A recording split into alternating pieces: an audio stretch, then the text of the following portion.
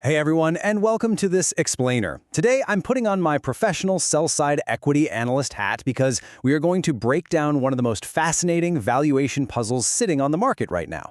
We're talking about Innodata, ticker symbol INOD. We're going to look strictly at the numbers in the provided filings, extract the fundamental drivers, and try to make sense of the massive discrepancy between this company's explosive stock price and its actual calculated intrinsic value. Okay. So here's our game plan for the analysis. First, we'll look at the Innodata growth anomaly. Second, we'll dive into relative valuation and see if they're pricing imperfection. Third, we'll build our absolute valuation using a DCF. Fourth, we'll address some missing variables in the data. And finally, we'll deliver our intrinsic value verdict. Let's get right to it. Section 1. The Innodata growth anomaly. Explosive momentum versus underlying fundamentals. To really wrap our heads around this valuation, we first have to appreciate the sheer scale of the stock's recent market performance. 462.39%. That is Innodata's 3-year total return.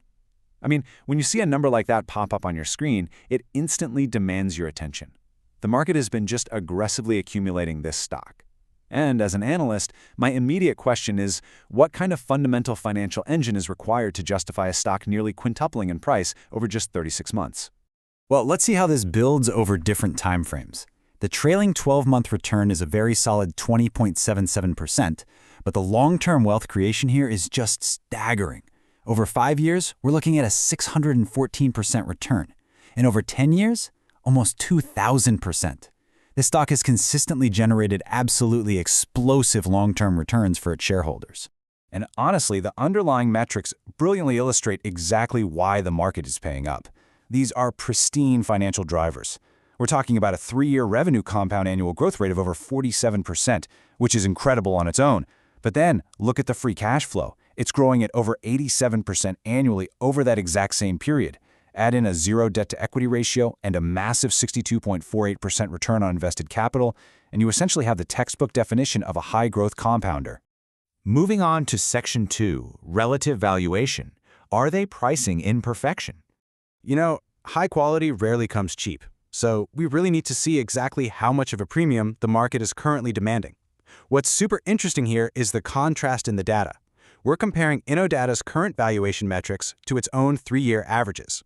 Oddly enough, the price-to-free cash flow ratio is actually down about 36% compared to its historical average. But the PE ratio is sitting at a lofty 51, and just look at the PEG ratio. It has skyrocketed over 167% from its 3-year average, sitting at nearly 15 now.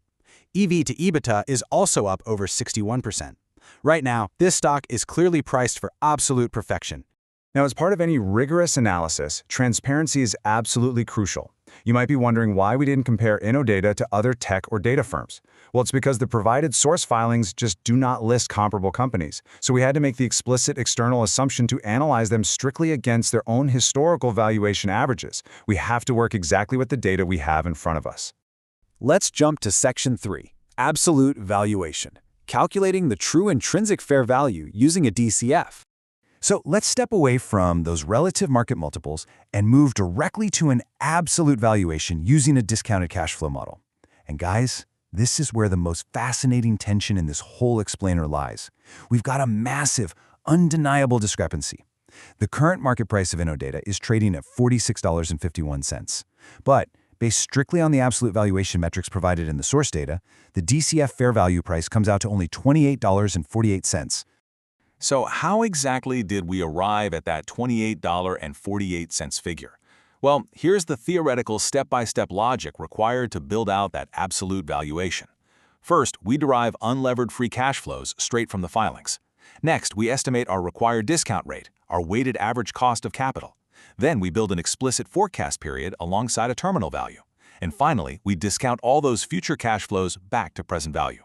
It's just a highly rigorous mathematical way to value a business based on the actual cash it produces.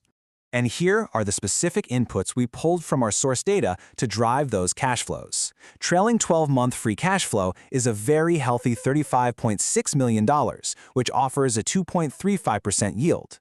We've got a really solid net profit margin of 15.99%, But you gotta look closely at that last point. The data reports a highly unusual gross profit margin of negative 43.62%. Having a negative gross margin existing alongside a positive net margin is an incredibly rare anomaly in the filings, and it significantly impacts how we do standard forecasting. All right, Section 4, addressing the missing variables and documenting our model limitations. Because of those anomalies in the filings, we really have to address explicitly missing data points and unapplied models. We got to keep our math intellectually honest here. So, systematically, here's what we had to omit based purely on the limitations of the documents. The dividend discount model? Inapplicable, because Innodata pays zero dividends. We skipped the adjusted present value model because, with zero debt, there are literally no tax shields to value separately. Some of the parts is out because the text lacks any distinct segment reporting data. And a liquidation valuation is omitted due to absent fair market asset values. So in the absence of that data, our fundamental model has to rely on sensible defaults, things like a standard 2 to 3% terminal growth rate and a 5 to 6% market risk premium. But here's the thing. Despite those limitations, our absolute models are remarkably consistent. Whether we derive our valuation from the free cash flow model, landing at $28.48, or we base it on earnings per share, which gives us $25.76, the absolute intrinsic value remains firmly capped right under $30 per share. Which brings us to our final section, Section 5, the intrinsic value verdict. It's time for our final analyst pitch, bringing together those incredible growth metrics with the stark valuation disconnect we just uncovered. Honestly, there is a massive amount of downside risk baked into the current price if this company's momentum ever slows down even a little. We are looking at a severely negative margin of safety. Based on free cash flow, it's negative 63.29%. Based on EPS, it's negative 80.57%. From a strict fundamental standpoint, the buffer against execution error is entirely non-existent. There's basically zero safety net here. Which leaves us with this really critical question that we have to actively weigh. Is the market simply wrong? Are they just caught up in a speculative frenzy?